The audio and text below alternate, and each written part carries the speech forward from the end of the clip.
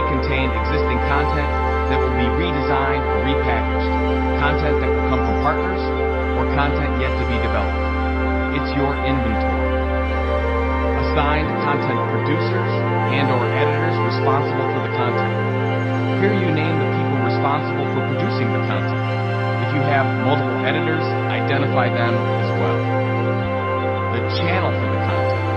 A listing of formats and channels targeted for the content. For example, you may have a blog post that is part of an ebook series that you are publishing on SlideShare. In this case, you may want to also deliver pieces through multiple distribution outlets, such as your email newsletter or social sites like Twitter or Google+. Metadata. These are tags you assign to keep track of what you're working on and what role it plays in your content strategy. The number of tags you want to include is really up to you. You'll probably want to include tags for important aspects of the content, such as target persona or engagement cycle, so that you can make sure you're balancing your editorial content to your overall goals. You may also want to include columns or tags for things like content type, for example, white paper, video, email, or even search engine optimization keywords. Dates for both creation and publishing. These include the dates that the content is due to the editor, along with target dates for publishing.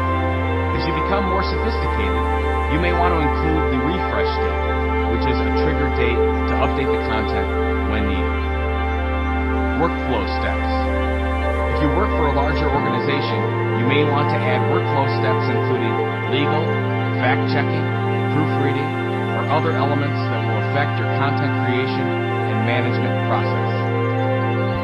Now, as you begin to assemble all the elements in your editorial calendar, remember that the calendar is a management tool. Include only the elements you need to manage your process. For example, if you write one blog post a week and 2 email messages a month to support your small business, there's no reason to overcomplicate your editorial calendar. Keep it as simple as you can. Component 2, organizing the calendar. Set your calendar document up the way that it works best for you. For the sake of simplicity, let's assume that you'll have one spreadsheet for the year and that each tab will be 1 month. Across the columns you might have content headline, content type, the audience persona you're writing the piece for, the person who will write or create the content, the date due, the person who will edit the content, channels, where does this get published, your metadata tags, publish date, the status, and perhaps you can indicate that by green, yellow, or red, any notes you might have for the specific content, your key metrics, for example, comments posted, page views, and downloads. I recommend keeping your key metrics on a separate sheet, however. Calls to action, the primary action or behavior you've asked for. Now, sometimes a visual calendar can help make better sense of the content types that you are using as part of your content strategy.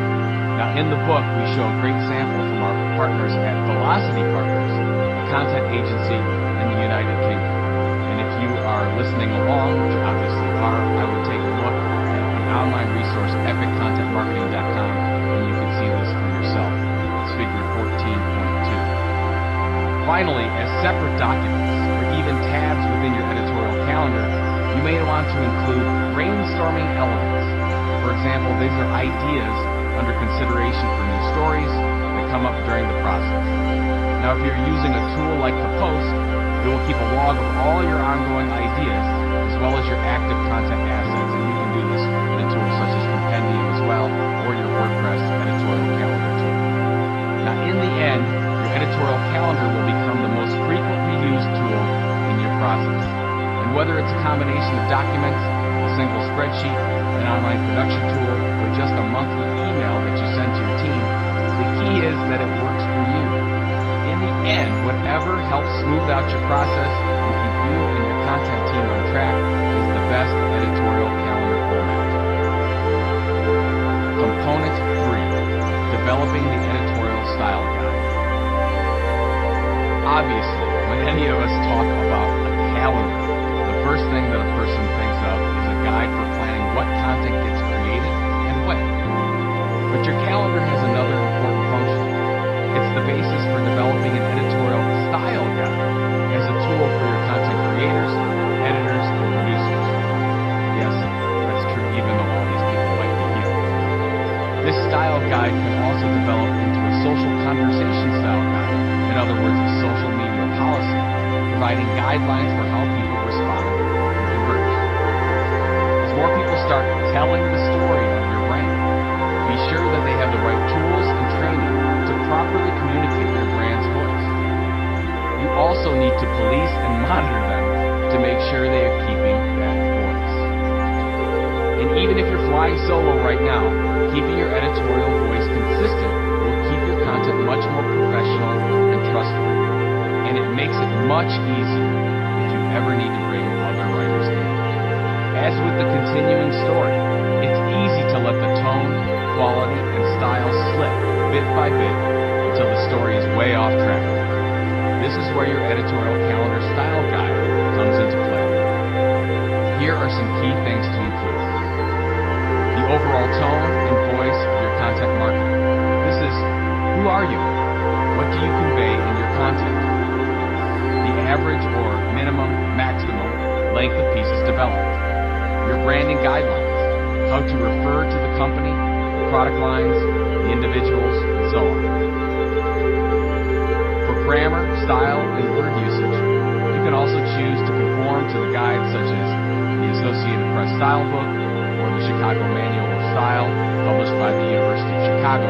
Or in addition, many content marketing strategists, especially those focused on the web, are using the Yahoo Style Guide. Now for a complete sample of our style guide at the Content Marketing Institute, you can go to epiccontentmarketing.com and steal what you want.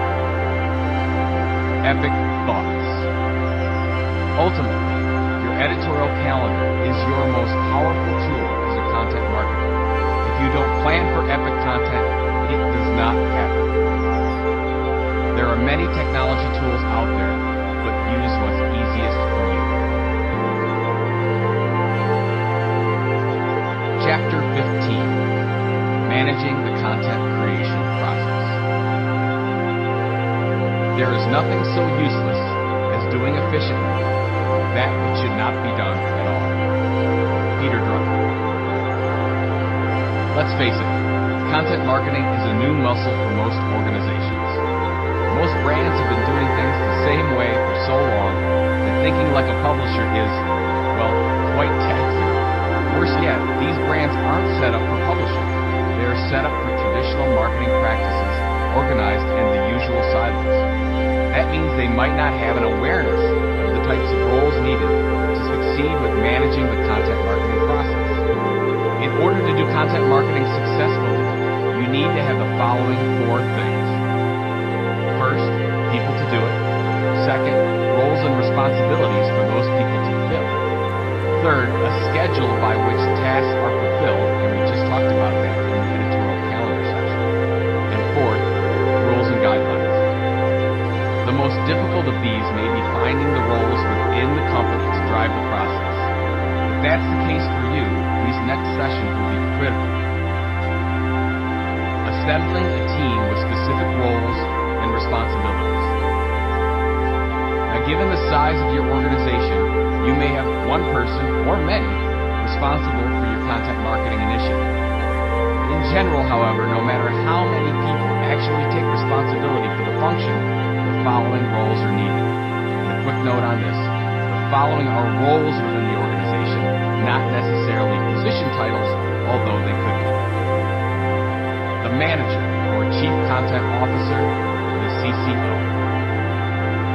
At least one person in your organization should own the content initiative. More recently, organizations call this a Chief Content Officer, or CCO. Kodak calls this role the Vice President of Content Strategy.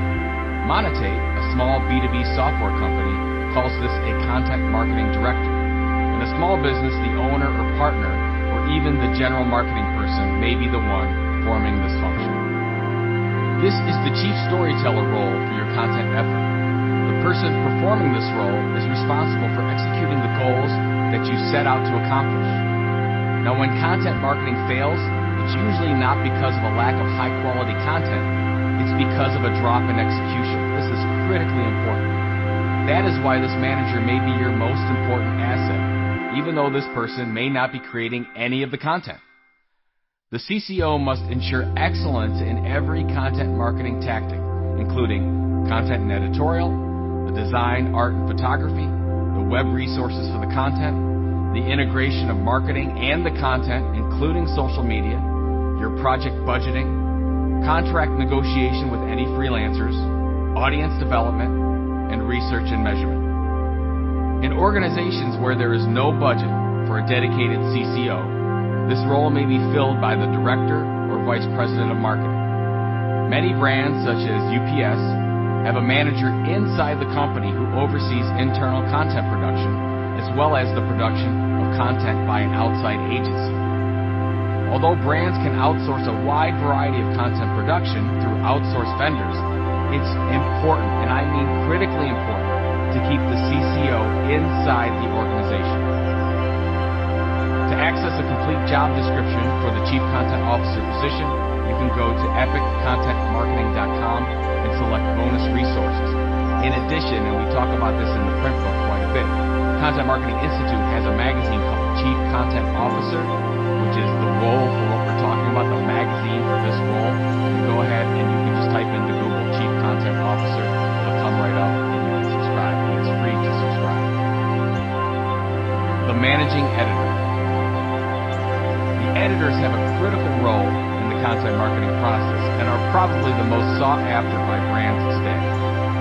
As most brands develop content, employees are being asked to blog and write on behalf of their companies. Now, unfortunately, the writing style of employees who have never created content before often leaves much to be desired. That's where the managing editor comes in. This role, sometimes outsourced and sometimes part of the CCO's responsibility, manages the editorial functions of the content marketing effort. These are your day-to-day content execution people. They help internal employees develop and write content, and they assist external people in aligning their writing with the company's organizational goals. The managing editor works with the employees on the following: content production, content scheduling, keyword selection for search engine optimization, SEO, search engine optimization for posts, style corrections, tagging, and images. Now, sometimes the managing editors are there to teach so the employees can do more on their own. They may also act as coaches, encouraging the managers, executive team, or even external writers to produce content against the schedule.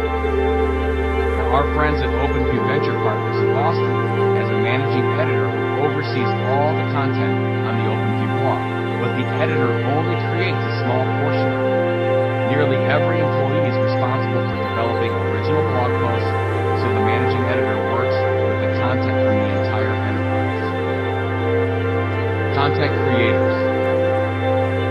Content creators produce the content that will ultimately help you tell the story. This role typically overlaps with the managing editors who are also producing content, but it also may simply be performed by a subject matter expert within the organization. For example, typical content producers include anyone in the C-suite or executive suite, the head of research and development, the product manager, the customer service director, or even a hired consultant. In many cases, this role is outsourced when there is a lack or a gap in the resources to produce the content. Now, it's important to note that this person does not need to be a writer, although it's really helpful if he or she is. But in general, this person is there to be the face or the voice of the authentic organization. The content creator may be interviewed for content, or he or she may produce a long, rambling email that is transformed into a blog post that makes sense. Content producers. Content producers format or create the ultimate package in which the content is presented. Easier said is, they make the content pretty. Chances are this role already exists in your organization to some degree. It is either handled in-house or by an agency. It might be a web agency if the end product is a blog or a website. The Chief Listening Officer. The role of the Chief Listening Officer, or CLO, is to function like an air traffic controller for social media and your other content channels.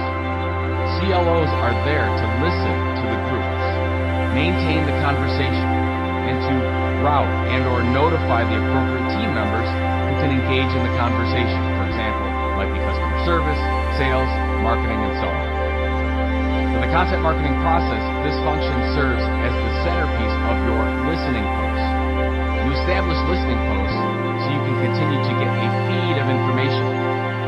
You can then always be ready to react or adapt as your subscribers react and change. So often today, companies have CLOs for social media response purposes, but don't leverage these roles for the purposes of content marketing feedback. So hopefully your content creates a number of reactions within the community. The CLO can then route important feedback to the CCO so that the chief storyteller can modify the plan on an ongoing basis. Now in the book there is a whole section here on the Chief Content Officer job description. I'm not going to go through the whole job description on this audio recording, so please go to epiccontentmarketing.com and check out the full job description when you have time. What to look for in freelance writers. Whether you represent an experienced digital publishing machine or a novice brand looking for the benefits of content marketing, you most likely need the help of freelance writers to help you tell your story. You may find that you need help developing ongoing content, or that you need additional content producers to keep up with the velocity. How do you go about finding good external content contributors, sometimes called stringers? Should you look for a good content writer to teach him or her about your business? Or should you hire someone who knows your industry and teach him or her to write? The following are a few tips to consider. Expertise is helpful, but not a deal killer. Given the choice between a good writer with a personality that closely matches your organization, but who is short on industry expertise, and an industry veteran who knows how to write, but with whom you can't stand to be in the same room with, go with the personality. Chemistry and personality are things that are entirely hard to change. Research is a skill that can be taught, passion isn't. If you and your freelance content producer don't have a good chemistry together, the relationship will go nowhere fast. And while it might be a strategic advantage to bring in an industry rock star to get your content some attention, and there are some great reasons to do this, by the way, unless there is a great personality fit, be very careful that you don't wrap your story into the stars and get lost in the middle. Hire right. Copywriters, journalists, technical writers, oh my. Because you spend so much time on your strategy and your process, you should be very aware of what kind of writer you're looking for. Understand that copywriters work very differently and have very different sensibilities than journalists do. If you're looking for someone who writes blog posts, a copywriter probably is not your best bet. On the other hand, if you're looking for someone to beef up your persuasive calls to action or some great white papers you're putting together, then a great copywriter might be exactly what you need. Develop the right business relationship. Understand the elements of your business relationship and make them clear. For example, will there be one content item per week and your writer will be paid on a monthly fee? If so, how will you handle the months that have 4.5 weeks? Will there be an extra post that week? Spell out the invoicing and payment terms specifically. Given the size of your organization, you need to make clear the invoicing and payment terms or understand what the writer needs. Also be clear on expectations. Now at this point, you should know your velocity and how long and how detailed the content needs to be. There should be no surprises such as blog posts suddenly becoming 300 words when they're supposed to be 500, or content themes go wildly off topic. Here are some of the things you'll need to communicate to your freelance writers. First, what content they will produce and where it falls in the editorial calendar. Now be very specific when drafts are due. Second, the goals for the specific contributions, especially if it's a custom branded piece versus a piece for your publication. Third, what expertise or other third-party information they will need access to. So will they need to be interviewing internal people, bringing in external information, or reworking your existing material? Fourth, your budget. Is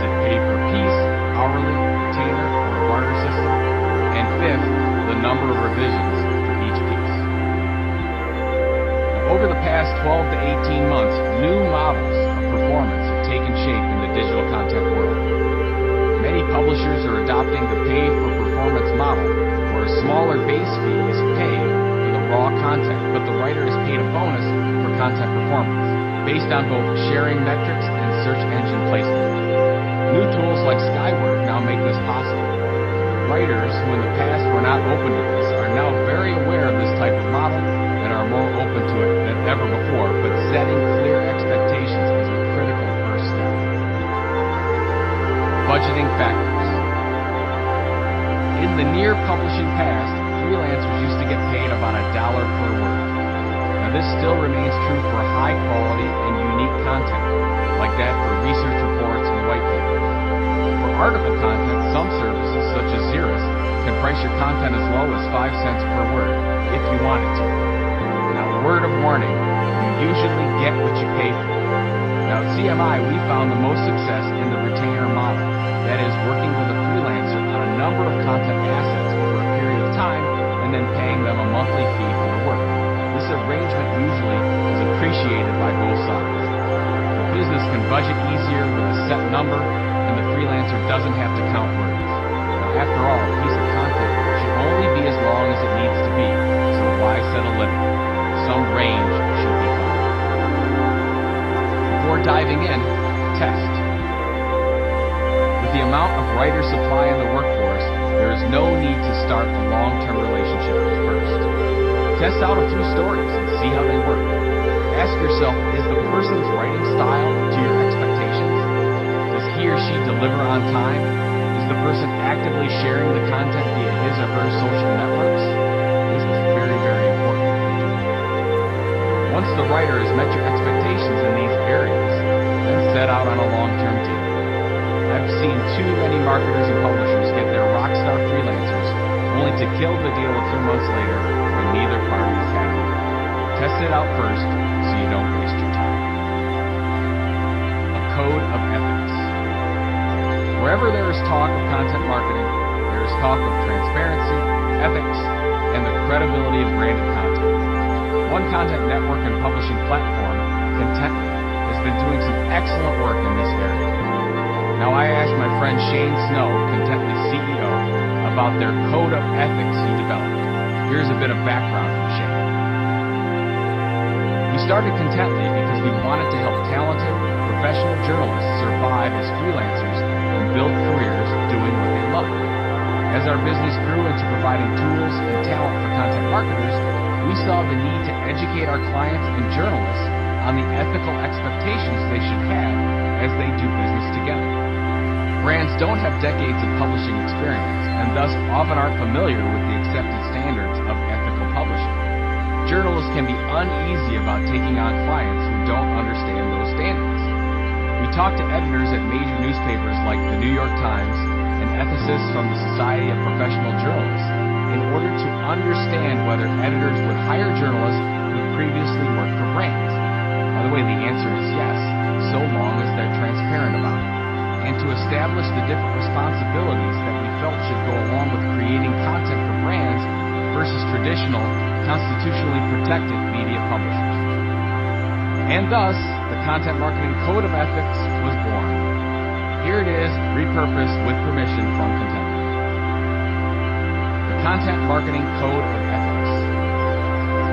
Content marketing should seek to adhere to stricter standards of reporting than traditional journalism due to its different legal position and increased commercial motivations. Content marketers should take care to disclose the sponsorship and intent of their work while abiding by the following practices. Adhere to journalism's core values of honesty, integrity, accountability, and responsibility. Acknowledge facts that may compromise the integrity of a story or opinion. Minimize potential harm to sources or subjects of stories. Expose truth as fully as possible. Always credit sources of content or ideas, never plagiarizing or repurposing stories or prose, whether one's own or another's, whether written content, photography, or other media, whether the original source is known or not. Fulfill promises made to contributors and sources in the course of reporting. And Ensure that the reader understands the source, the sponsor, and the intent of the content. And finally, disclose all potential conflicts of interest or appearance of content. Managing information like a product. Although each brand we've worked with at CMI executes the content marketing process differently, there seems to be one key differentiator between those organizations that are successfully changing behavior through content and those that aren't. Information as a product. Whether you sell products or services, the new rules of marketing require that along with everything else you sell, the process of delivering consistently valuable information must be considered throughout the organization as, yes, a product. Now, what do I mean by that?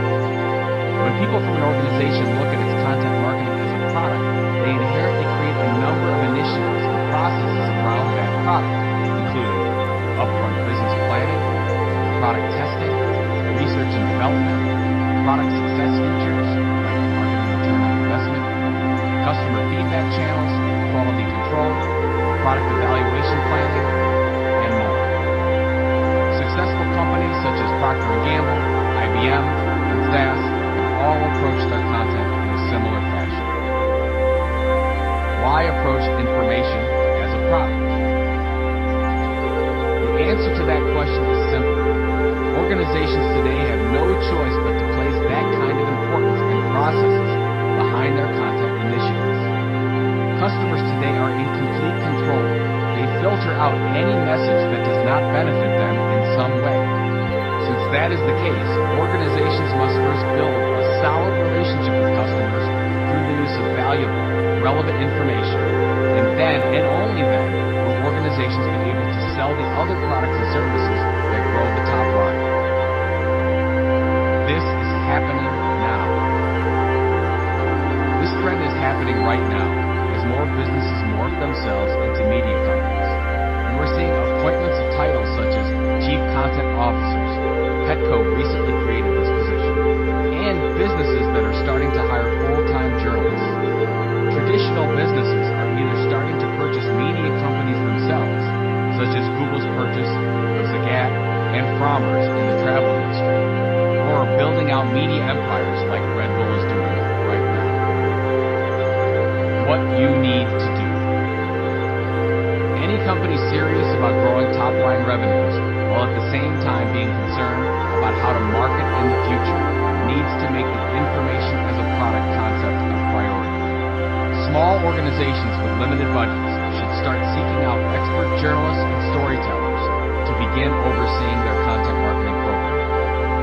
Mid-size and large organizations may want to look into hiring an agency that understands that storytelling and not paid media channels are the key to future growth. In order to be successful, you need a marketing culture that includes both a strong marketing and publishing core, and a keen understanding of how consistent editorial content can maintain or change customer behavior. Now, here are 3 things you should always keep in mind when establishing and maintaining a content marketing culture. 3 takeaways. First, start to think about your content packages as a series, like a television show. Set up the pilot as a test, and then, if it's successful, roll ahead with the series. Eloqua Oracle has done a fantastic job of this with its Grande Guide series. Second, train all product managers in the basics of content marketing. The power of story revolves not in the product. Instead, it depends on the true needs and pain points of the target audience. The product manager must have a thorough awareness of this. Most product managers never think about this aspect, and the opportunities are wasted. Third, establish a pilot team. Content marketing is not a difficult concept, but it means thinking differently about how to communicate with both customers and employees. A full marketing makeover takes time, especially in a larger brand. Find the storytellers in your marketing department and set up a skunkworks operation, that is, one that functions independently from the company's main R&D operation, as your testing ground, as with the pilot programs we discussed in Chapter 5. Focus on achieving an objective or 2 instead of getting them all. In effect, hitting a single or two instead of hitting a home run. Once you have reached some objectives with this group and success is clear, then you can push it through to the entire organization. On working with content marketing agencies. Content marketing agencies seem to be popping up everywhere nowadays, but this trend has been happening for years now. In the search for content gold, providers of marketing services have been heading west as more brands continue to move toward creating owned media programs and establishing content marketing dominance. The fight for content. The battle royale to establish or increase budgets for content development and distribution is being fought by the usual suspects and by the uninitiated in the content marketing industry. This includes pure content marketing agencies, formerly known as custom publishers, advertising agencies that have a newfound appreciation for branded storytelling outside of media placement, traditional media companies that have either editorial teams or full content divisions dedicated to working on editorial and branded content projects, public relations organizations that are starting to focus less on placement and more on owned channels, direct marketing agencies that are moving from offer-focused to engagement-focused content, search engine optimization companies that are shelving the SEO business in response to Google Panda, Penguin, and Hummingbird updates. By the way, these are frequent algorithm updates from Google that have changed search rankings to focus on quality content creation from credible websites. Social media agencies that are realizing that it's not the channel, but what goes into the channel that counts. Web content and user experience agencies that are moving away from solely technical website production, audits, and analysis to advise on multi-channel content. Digital agencies that are pairing interactive services with consistent content production. And finally, research organizations showcasing industry experts and thought leaders for strategic content and consulting assignments.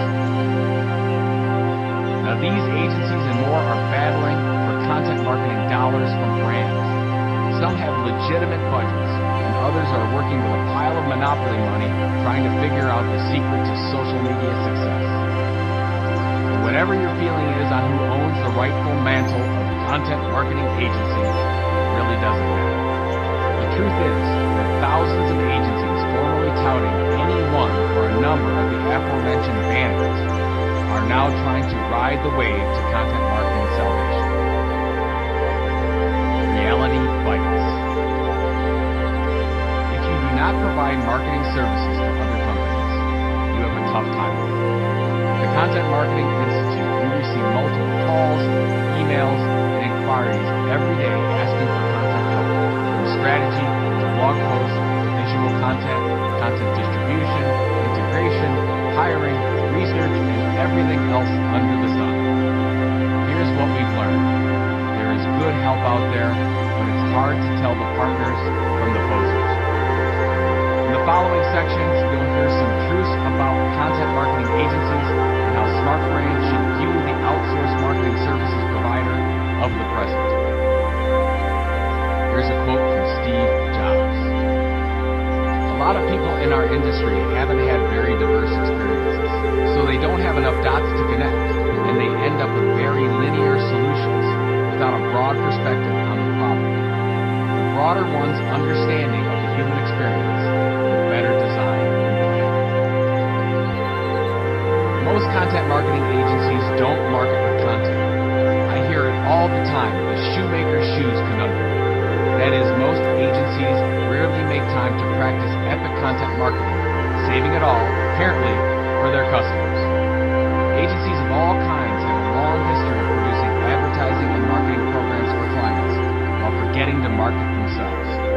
No clearer example of this than with content marketing. Marketing services organizations are notorious for focusing on sales-led marketing programs where cold calls and sales relationships are formed. Whether a lack of resources or a lack of patience is cited as the reason, agencies that offer content marketing services very rarely produce epic content that attracts and helps to retain their customer base. Now, what's the lesson for brands in this? Before you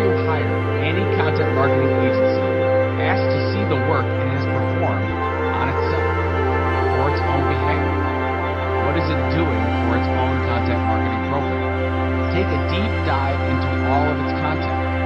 Is the content truly great, or is it Me Too blog content that you can find just about anywhere?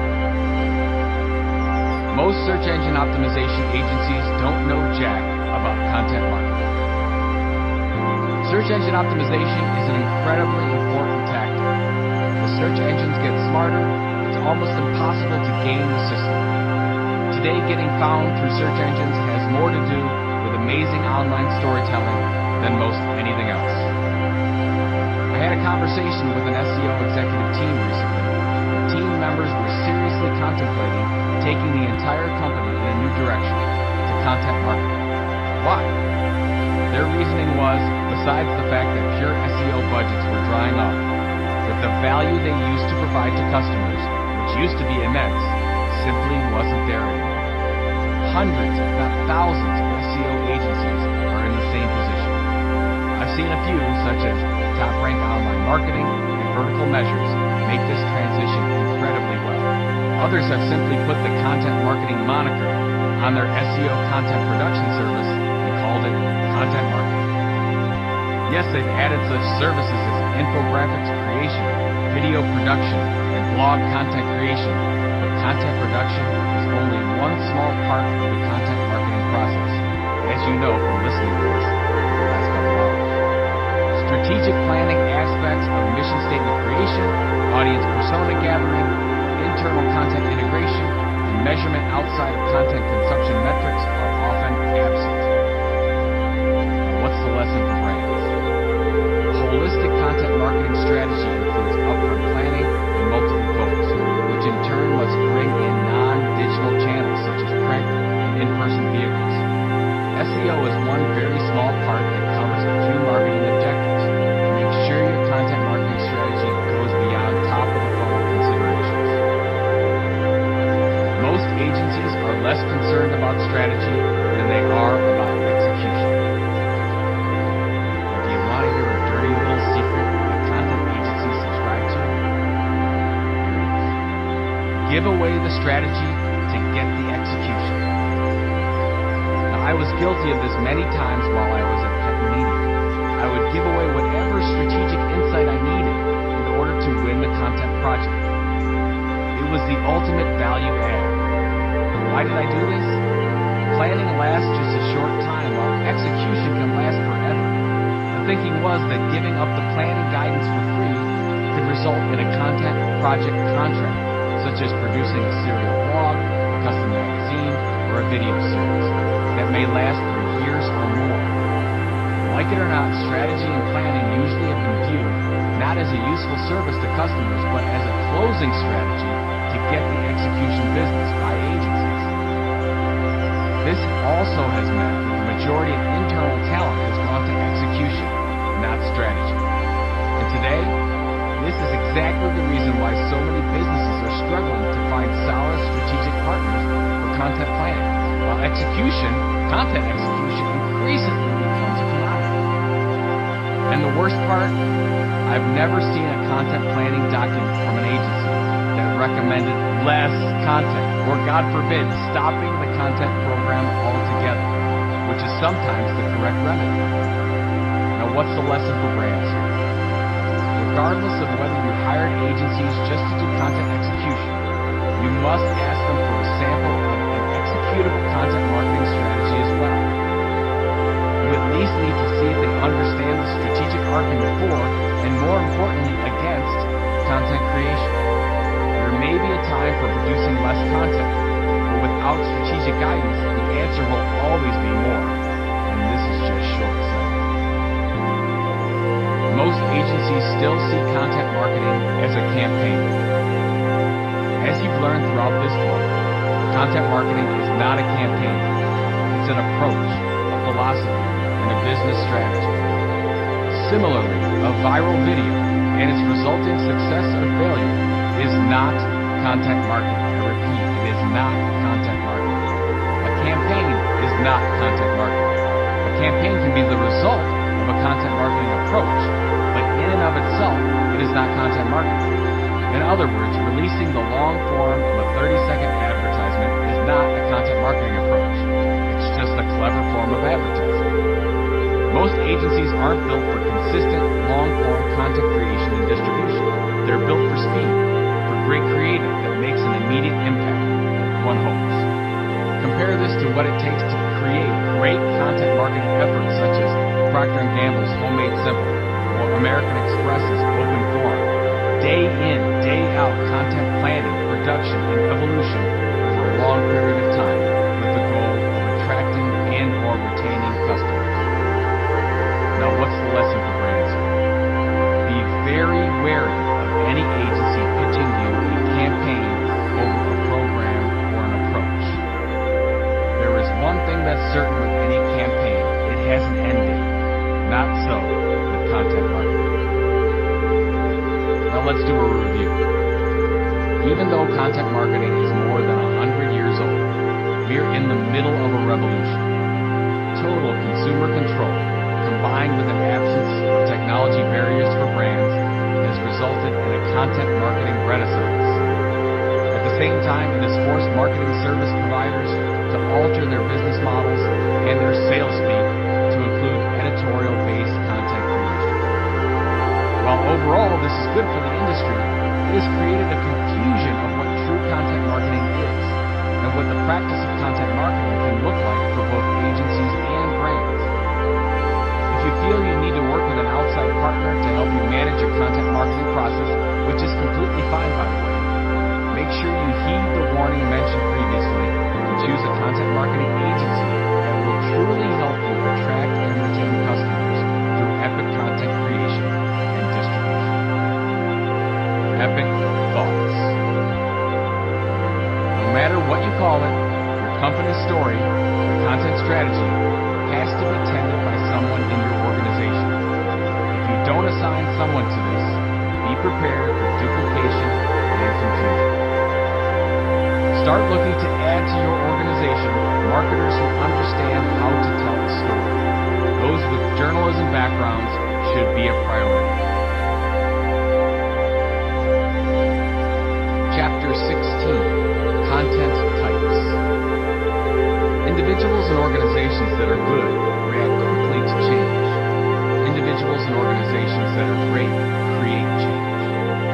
Robert Kramer from the book Sacred Cows and the Best Burgers. Now before we start this chapter, just a word of warning. This is our longest chapter, so stick with us. This is a critical chapter in getting your content marketing program off the ground or taken to the next level. This chapter is all about content or media types. These are not channels such as LinkedIn or your website, although some, like blogs, can mean both a content type and a channel. Regardless, as you run through these content types, think of the types of content that will make the most sense based on your marketing objectives. Blogs. What a blog is. Shorthand for weblog, the blog offers an easy way to present brief chunks of frequently refreshed web content.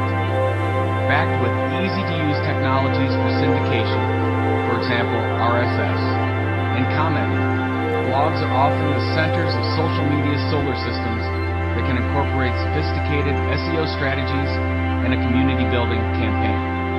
In Chapter 19, we'll review leveraging a blog as your main content platform. 3 key play points. Number 1, encourage conversations.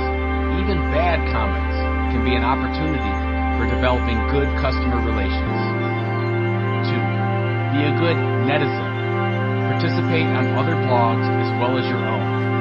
Develop a top 15 hit list where you need to be hanging out on the web, and we'll talk more about this in Chapter 22. Number 3, loosen up.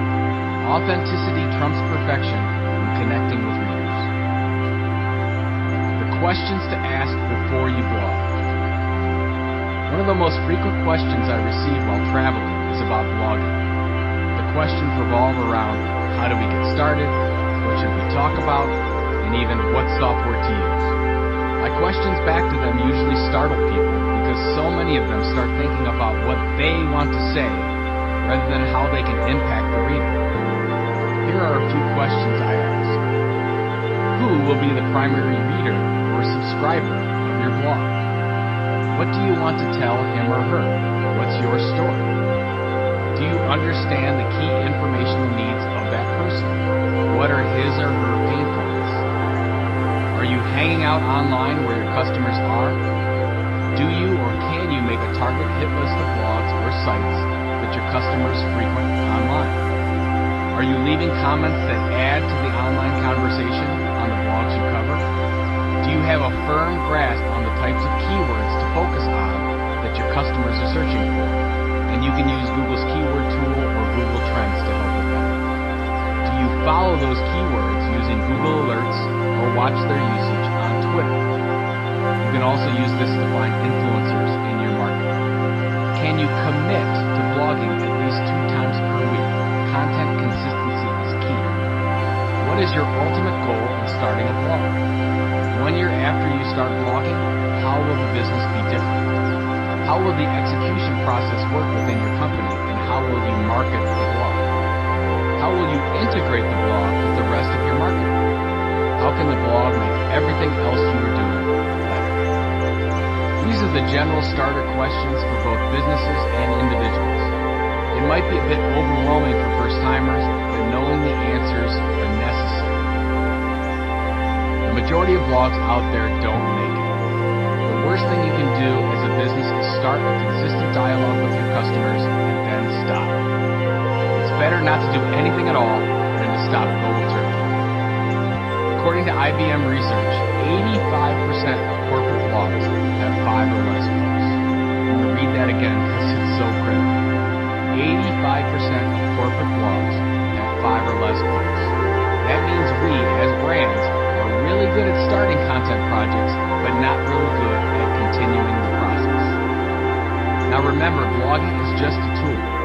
But that said, it can be a very powerful tool to consistently communicate valuable, compelling content on a consistent basis. Here are a couple of blog examples. Deloitte Debates. Remember the point-counterpoint on 60 Minutes?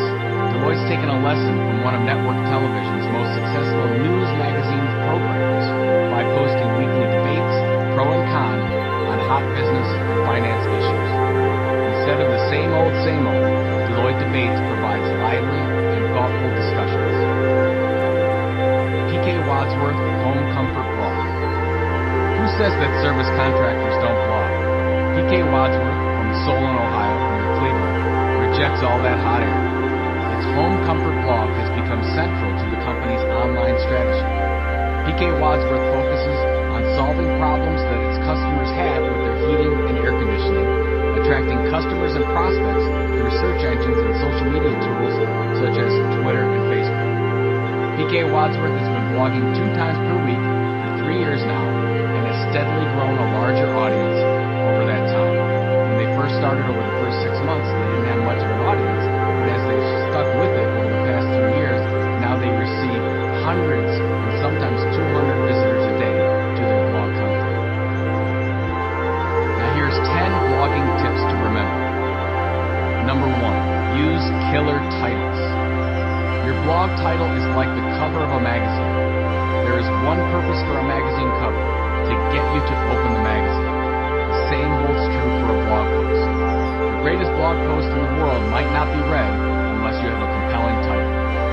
In an analysis of our top content marketing posts, we at CMI found that the most popular and most effective posts had some kind of number. For example, the 10 most popular posts for 2014. Even better was putting in 2 numbers. Controversial is also good. Here's some headline tips. Think about the problem. Focus on important keywords for your business, and you can again use Google's keyword tool to help with this. And numbers rule. So with titles, be very specific. For example, instead of saying ways to increase your stock return, say 10 ways to make more money with small cap stocks. Number 2, focus on the problem. This is where you always should start. What are the pain points of your target reader? What keeps her or him up at night? If your blog focuses 100% of the time on what keeps your customers and prospects up at night, you most likely will be successful. Number 3, less is more. Blogs are best when they are short, constructive, and to the point. Only on a rare occasion is there a need to ramble on about an issue. Some short tips: keep sentences short, use bullets, short paragraphs, get rid of unnecessary words, and edit. One of my most popular posts ever, a blog post is like a mini-skirt, was only 23 words. If your blog draft ends up having 500 words, try to edit it down to 350. That cuts out the clutter. Number 4, think first about the call to action. Each blog post should have some sort of a call to action. Here are calls to action you can and should put on your website. Download our white paper. Join us on Twitter, Facebook, LinkedIn, YouTube, or whatever. Ask us a question. Download our ebook. Sign up for our free webinar. Request our toolkit. Sign up for our e-newsletter. Or request a demo. Remember, much of your blog traffic will probably never come back. Show your readers additional relevant content offers, such as valuable niche e-newsletters, so you can continue to communicate with them. Getting opt-in email names should be one of your most important blogging goals, and that is to grow your database, and that is a true content asset. Number 5, think content packages. This audiobook started out as a series of blog posts. As I continued to develop more blog posts, I started to think about how they could evolve into a book. Continually think about how you can take your blog posts and repackage them into something more substantial. Planning for this ahead of time instead of repackaging after the fact is crucial. It will save you immense amounts of time and resources by planning up front. One blogging idea could be 10 pieces of content. Just think about that for a second. Number 6, spread the love, guest blogging. Target the top 15 blogs in your industry and offer to do relevant guest posts on their blogs. Never turn down an opportunity for a guest blog. I've done guest blogs for more than 100, probably 150, 200 blogs now, and it has really been one of the most important keys to building CMI's social media and search engine presence. Number 7, promote key influencers with lists. Now, everyone loves lists, especially the people on the list. So create a niche list. Be sure it's easily shareable. You can even include a widget so that the people that are on the list can put it on their web pages. You could do a blog post about the list. Let those featured on the list know about it. Do a press release about the list. And repeat. Number 8, measure. Here are a number of the blog metrics you can measure as part of your blog. And all of these metrics can be accessed through Google Analytics or another web analytics program. Choose the ones that make the most sense with your overall content marketing and blogging goals. Make sure you and your team know what the goal of the blog is and that everyone sees the statistics. Measure the following: visits and unique visitors, page views, time on site, signups to your newsletter, probably the most important, search rankings, inbound links to your blog. Number 9, do an influencer question and answer session. Most industry heavy hitters will do a podcast interview or Q&A session if you ask. They will probably also share it with their network when it's finished. Number 10, outsource. According to the most recent CMI Marketing Profs research, more than 50% of companies of all sizes outsource some portion of their content marketing. Find a great writer to help you. Find a content agency or content team to take your blogging and strategy to the next level. Some companies have a difficult time telling engaging stories, so enlist help. It is definitely available. The e-newsletter. What an e-newsletter is. An e-newsletter is a permission-based means of regular communication with current and future customers, usually distributed monthly or weekly. Available electronically via text-based or HTML pages, e-newsletters can include complete articles or brief descriptions with links to articles on your website. 3 key play points. Number 1, don't spam your e-newsletter. Give permission and offer opt-out links at the bottom of every